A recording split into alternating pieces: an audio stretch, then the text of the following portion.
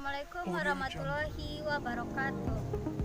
Saya Yulfi Indiani, mahasiswa Yayan Batu Sangkar, NIM 20301064, kelas T Biologi 2B. Nah, di sini saya akan menjelaskan materi mengenai Pteridophyta. Pertama, indikatornya yaitu dapat mengetahui pengertian tumbuhan Pteridophyta. Kemudian dapat mengenal karakteristik tumbuhan paku. Kemudian dapat mengetahui klasifikasi tumbuhan paku atau Pteridophyta. Kemudian dapat mengenal daur hidup Pteridophyta atau tumbuhan paku. Kemudian dapat mengetahui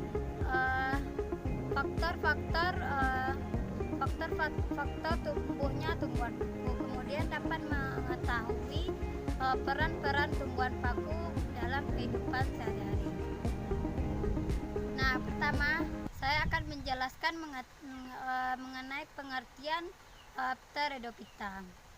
Pteridophyta berasal dari bahasa Yunani, yaitu pteron yang berarti sayap atau bulu. Kemudian phyta yang berarti tumbuhan. Jika digabungkan berarti tumbuhan yang memiliki bulu, atau Pteridophyta adalah tumbuhan yang memiliki bulu. Nah, tumbuhan Pteridophyta atau tumbuhan paku adalah kelompok plantae yang tubuhnya sudah berbentuk kormus, yaitu sudah dapat dibedakan antara daun, batang, dan akarnya. Kemudian susunan daun umumnya menyirip dan di bagian pucuk terdapat bulu-bulu halus, dan pada daun mudanya membentuk gulungan atau melingkar. Yang kedua, kita masuk kepada karakteristik tumbuhan paku. Yang pertama, memiliki sistem perakaran yang serabut. Kemudian batang memiliki bentuk yang bercabang-cabang. Kemudian berkayu dan memiliki tingginya mencapai 2 meter kurang lebih. Kemudian memiliki urat-urat pada daunnya menyirip tadi. Nah, kemudian daun yang serupa dengan sisik. Nah, kemudian memiliki berkas pembuluh fluem atau filem dengan tipe konsentrasi atau radial.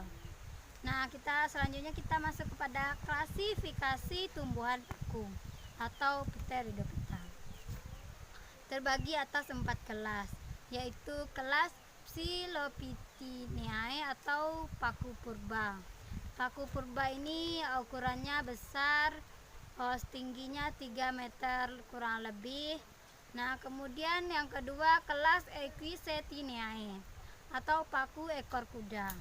Kemudian yang ketiga kelas Lycopodiinae, yaitu ordonya Selagineales atau paku rane dan paku lumut. Kemudian kedua ordo Lycopodiales. Nah, kemudian yang keempat kelasnya itu Filicinae atau paku sejati. Keempat kelas ini mudah ditemukan di berbagai daerah kita di sini, khususnya Indonesia yang memiliki kelembapan yang cukup untuk pertumbuhan tumbuhan paku. Apalagi di daerah kita di Padang, di Sumatera Barat ini banyak terdapat atau banyak ditemukan tumbuhan paku yang 4 kelas tadi.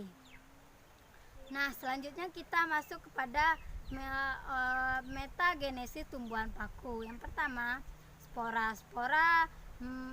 menghasilkan protalium. Protalium ini menghasilkan antheridium dan archegonium. Antheridium ini biasa juga disebut dengan spermatozoid, dan archegonium ini biasa disebut juga dengan ovum. Kemudian spermatozoid dan ovum menghasilkan zigot, kemudian zigot berkembang biak menjadi embrio. embrio berkembang biak menjadi tumbuhan paku. Kemudian tumbuhan paku tadi menghasilkan sporagenium. Sporagenium menghasilkan sel induk spora. Kemudian sel induk spora menghasilkan spora lagi. Nah, kemudian kita masuk kepada daur hidup tumbuhan paku.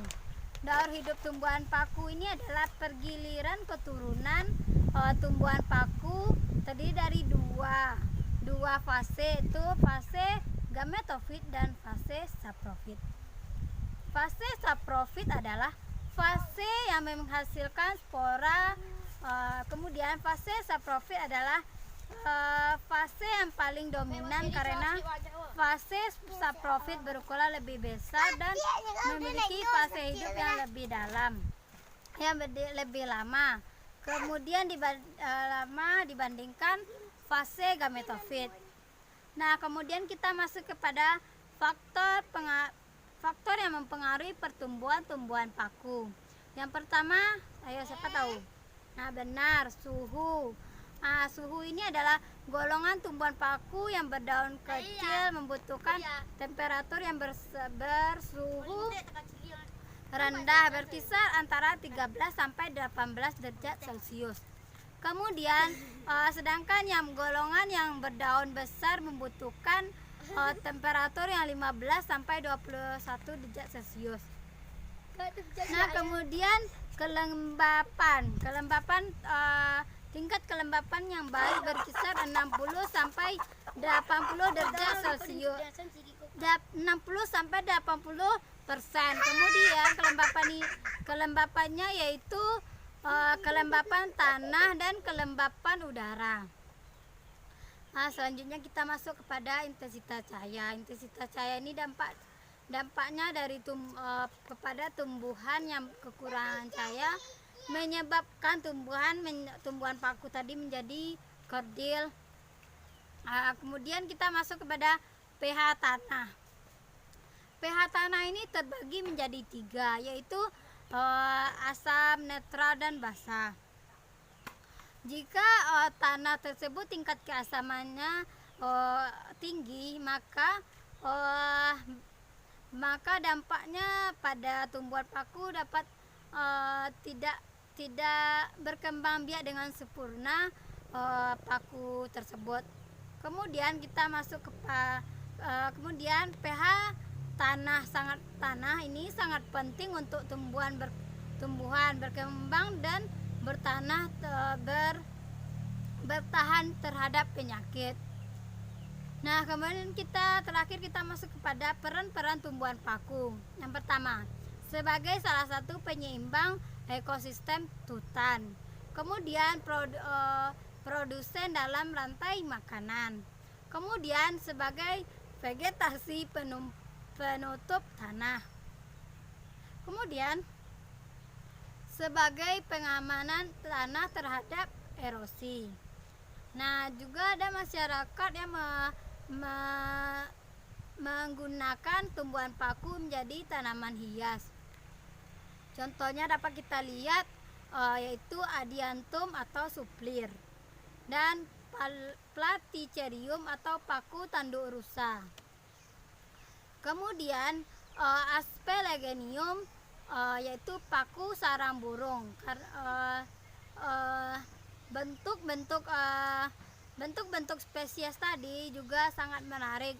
Oleh karena itu banyak masyarakat yang menggunakan tumbuhan tersebut menjadi tanaman hias di rumah-rumah mereka masing-masing. Nah, selanjutnya kita masuk sebagai bahan obat-obatan seperti equisetum yaitu paku ekor kuda. Kemudian kemudian dapat digunakan sebagai olahan sayuran. Contohnya Marsilea arenta atau biasa disebut juga dengan kemangi. Nah, kemudian ada juga Pteridium equilinium atau paku ganda. Itu banyak sekali masyarakat yang membuat atau mengolahnya menjadi sayuran. Apalagi di Sumatera Barat, daerah kita ini banyak yang membuat gulai paku atau apalah. Nah, itu dijadikan sayuran. Nah, tumbuhan paku ini banyak manfaatnya, banyak manfaat positifnya bagi masyarakat setempat. Nah, mungkin hanya itu materi yang dapat saya sampaikan. Saya